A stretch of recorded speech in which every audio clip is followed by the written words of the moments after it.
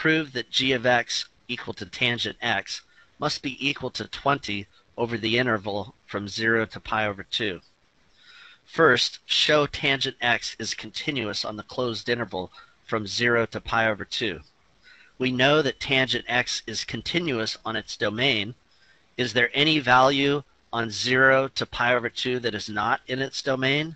The answer is yes. X equals pi over 2 is not in the domain of g of x. Therefore, we can't use the intermediate value theorem, and we cannot prove that tangent x must equal 20 over the interval from 0 to pi over 2. In this example, prove that h of x equal to the log base 2 of x plus 2 must equal 3 somewhere on the interval from -1 to 1. First, show that h of x is continuous on the closed interval from -1 to 1. Since log functions are continuous on their domain, check to see if -1 to 1 is in the domain of h of x. Since the log base 2 of x plus 2 is defined for all values of x greater than -2, our interval is defined. Second, check to see if 3 is between h of -1 and h of 1. Use the change of base formula so you can put this in your calculator. H of -1 we find is 0, and h of 1 is equal to 1.584. Because L equals 3 isn't in this interval, the intermediate value theorem cannot be used, and we cannot prove that h of x is equal to 3 over the interval from -1 to 1. In this example, prove that p of x has a root on the interval 2, 5. For p of x to have a root means that p of x must be equal to 0, so L equals 0. First, verify p of x is continuous on the closed interval from 2 to 5. The top equation is an exponential equation, and the bottom equation is a polynomial equation.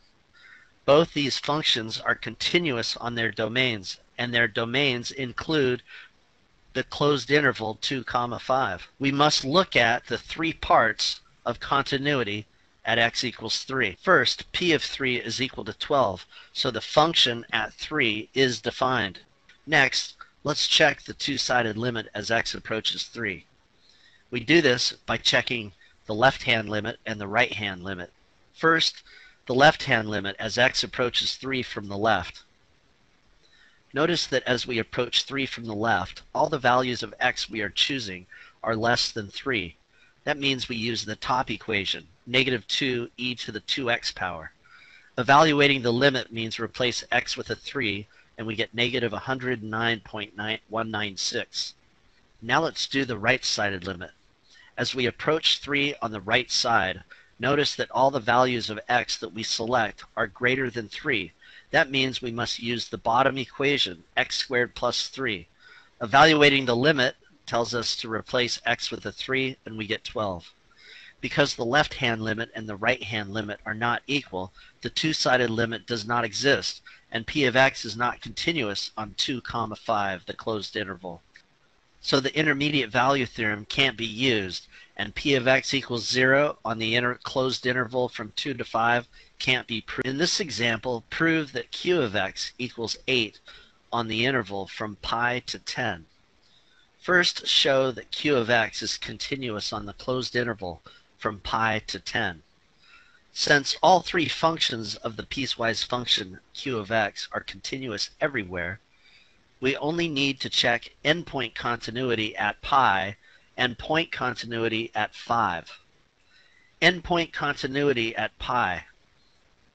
Since pi is a left endpoint, verify that q of pi is equal to the limit of q of x as x approaches pi from the right side. Notice that these are both equal to 0, so q of x is continuous at the endpoint. Now let's verify the three parts to point continuity at x equals 5. Q of 5 is equal to 5 minus pi, so it's defined. Now let's check the two-sided limit. First, we look at q of x as x approaches 5 from the left. That means all the values for x are less than 5, and we use x minus pi. Evaluating the limit, we replace x with a 5 and get 5 minus pi. Now the right-sided limit. Let's find the limit of q of x as x approaches 5 from the right side. Notice all the values of x are greater than 5, so that means we use the bottom equation, 2x minus 5 minus pi. Evaluating the limit, we replace x with a 5 and get 5 minus pi. Because the left-hand limit and the right-hand limit are both equal, that means the two-sided limit of q of x as x approaches 5 exists and is equal to 5 minus pi. Now we verify that the function defined at 5 is equal to the two-sided limit as x approaches 5, which it is, 5 minus pi. We can conclude that the first verification for the intermediate value theorem, which is that q of x is continuous on the closed interval from pi to 10, holds true. Now we must show that L equals 8 is between q of pi and q of 10. Q of pi equals 0 and q of 10 equals 11.858, and L is in between those two values. By the intermediate value theorem, there exists an x equals c in the interval pi to 10 such that q of c equals 8.